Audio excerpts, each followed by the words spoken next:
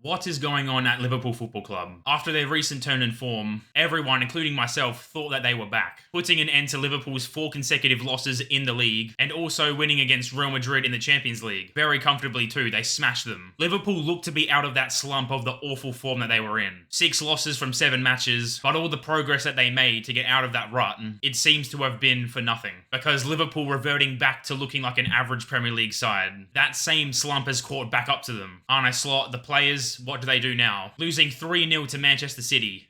3-0. It wasn't your run-of-the-mill loss in the Premier League, it was a spanking. It was pure domination from Manchester City. A Manchester City team that is good, don't get me wrong, but they still have their weaknesses and their vulnerabilities. Manchester City have been got at this season. It's not a Centurion or treble-winning team of old. But with this win, City could low-key becoming that team again that can compete for the serious accolades. That performance in this game at home against last season's champions, it was class and a statement win for them, proving to the world that they're back in contention to compete. And what a time to put a convincing win on the board for them. Pep Guardiola's 1,000th game in management. What an achievement for him. Definitely up there in the conversations of being one of the best managers in history. Also, Arsenal dropping points against Sunderland. City closing that gap with this win, within 4 points of Arsenal in first place. If Liverpool won, they would have moved within 5 points of Arsenal. The league is still up for grabs. No one has run away with it just yet. But at this point, you can comfortably say that Arsenal are the favourites. Going a full month without even conceding a goal, grinding out results, consistently beating teams. It's Arsenal's to lose, and City could be that second horse in this 2-horse race that seems to be unfolding. Liverpool can of course be that third horse, but they got to sort out their issues right away. Liverpool versus Manchester City is supposed to be the highest quality of football you're going to see in the Premier League. The 2 top teams that have been winning the league between them since 2018 shared domination of the English game in recent years, but this game was incredibly one-sided, which was surprising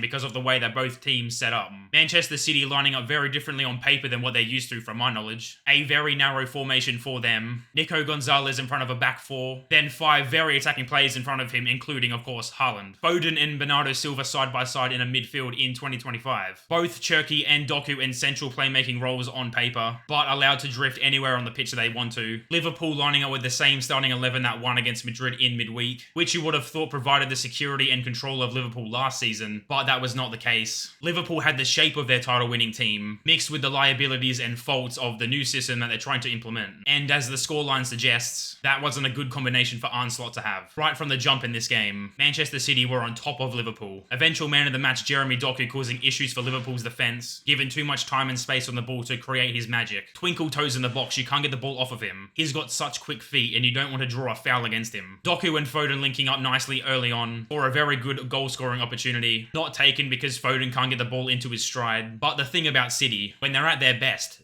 they're relentless. They never take their foot off the gas. They just keep coming with high volume of chances. City see an inch and they take a mile. Doku faces up with Connor Bradley on the flank. Doku overhits the ball into his path, but Konate attempts to come and swoop the ball, not winning it, him and Bradley getting in each other's way. Doku gets the ball back free in Liverpool's penalty area, and he goes to take the ball around the goalkeeper, but hits the floor after the goalkeeper comes out, hoping for a penalty. And given the penalty is one of the most ridiculous penalty decisions I've ever witnessed. Liverpool's goalkeeper Marmadashvili gets the slightest of nicks onto Doku's left boot with his knee. Nowhere near enough contact to call for a penalty. But regardless, Michael Oliver's pointed to the spot. And it's just crazy because this same fixture a couple of seasons ago, Jeremey Doku himself lifted the studs of his boots into Alexis McAllister's chest. And believe it or not, that wasn't given as a penalty by the same referee. British refereeing at its finest, and VAR just horrendous as well. But regardless, the referee sees enough contact to deem a foul. Penalty to City with who else stepping up but for Erling Haaland. Erling Haaland in crazy goal-scoring form that is always in. You would expect the net to bulge and to see him run off celebrating. But the penalty is saved by Marmadashvili. Justice for that awful decision. Great save down low to his left to deny Haaland. And from that, you would hope that that penalty save would lift Liverpool's spirits. Encourage them to get into the game a bit more. But that was far from the truth. Liverpool genuinely unable to progress the ball up the pitch even a slight bit.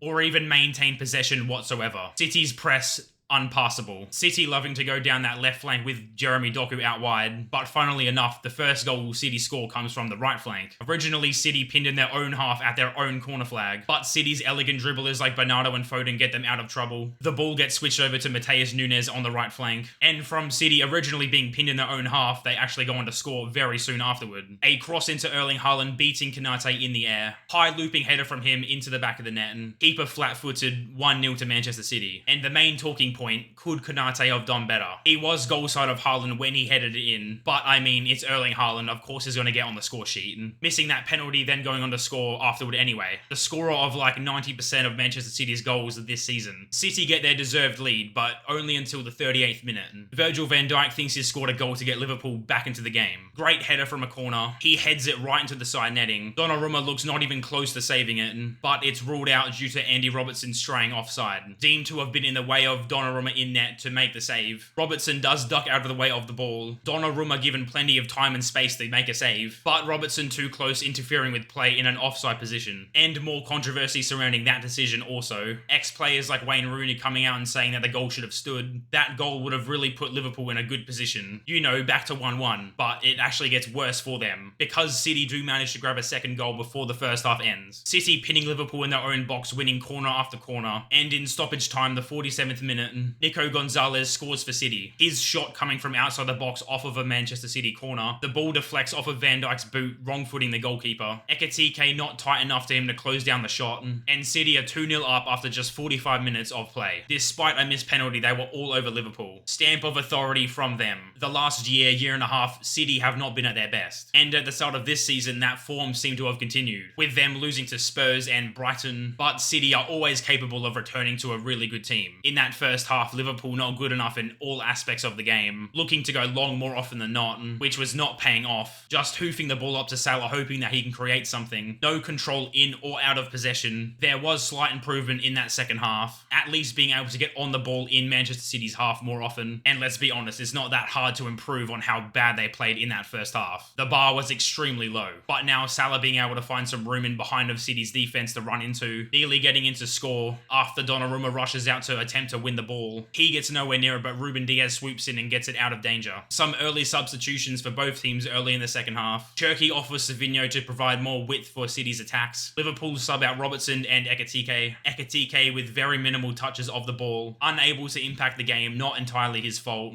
Perkez and Gakpo the players coming on for them, and almost immediate impact from Cody Gakpo. Shortly after coming on, Salah passes to the inside run of Connor Bradley. He whips the ball across the face of goal to Cody Gakpo at the back post, and he is just unable to keep it down. The ball blazes high over the bar, and actually Matheus Nunes for Manchester City nearly costing his team for sleeping at the back post. But despite Liverpool gradually getting slowly back into the game more and more, City still held the leash. More specifically, Jeremey Doku. That goal he scored, pure individual brilliance from him. He receives the ball on the edge of the box off the left, does his signature little shimmy and drop of the shoulder into a stunning strike, with the precise power and curl to bend it far post. What a game from him, and what a goal from him. 3-0 to Manchester City, and everything positive for them leads right back to Jeremey Doku. What a performance. And for a player on a goal drought prior to this game, he did not play like it. He played like he was in the form of his life. When you have a player with the abilities that Doku has, like being able to beat two players with the ball at your feet, and being so direct and creating so many opportunities for your team, of course he deserves the praises that he's getting now. And for that matter, City as a whole, just very good overall. Very well structured defensive line, constantly catching Liverpool players offside left and right. And Liverpool's first attempt on target coming in the 75th minute, and that really just tells the story of how their day went. And they came closest to scoring in the 80th minute, right before the game phased out. And Salah very much onside in behind City's defense. Right after Donnarumma kicks the ball straight to Kerkez, who heads the ball a whole 25 yards to Salah. He shapes up to chip the outcoming goalkeeper, but it's a whisker wide from Salah. Plenty of gaps late in that game for Liverpool to go and grab something, but nothing coming off. And for Liverpool's attack, a real lack of presence in City's box, especially without a proper number 9 up front. Florian Wirtz shifted to a false 9 during that second half, and that did not work out well. The game ends 3-0, absolute whitewash. Liverpool unable to get a foothold onto the game. Another super sloppy performance that we're way too used to have seeing this season from them. Manchester City far too dominant. Guardiola getting one over onslaught. This result sees City go second place right behind Arsenal, and Liverpool down in 8th place going into the international break. These international breaks coming at the perfect time for Liverpool, like how one did right after the Palace defeat earlier in the season. More and more issues surfacing for Liverpool, now tied on points and goal difference